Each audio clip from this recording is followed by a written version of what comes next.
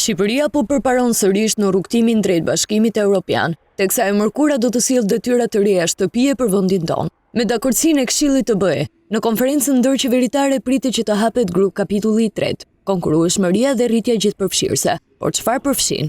Janë 8 fusha për të cilat vendi ynë duhet të unifikojë legjislacionin me Bashkimin Evropian. Përkatësisht, bëhet fjalë për transformimin digjital dhe median, tatimet, politika ekonomike dhe monetare, politika sociale dhe punësimi, ndërmarrje dhe politika industriale, shkenca dhe kërkimi, arsimi dhe kultura dhe bashkimi doganor. Përparimi në këto fusha është thelbësor për të garantuar stabilitetin fiskal të Shqipërisë, modernizimin industrial dhe rritjen e inovacionit, përmirësimin e kushteve të punës dhe pjesëmarrje në iniciativat europiane të kërkimit shkencor, arsimi dhe digitalizimit. Me hapjen e grup kapitullit 3, negociatat kanë përparuar në plot 27 fusha brenda një periudhe kohore prej 8 muajsh, që nga tetori i vitit që lan pas, me hapjen e themeloreve.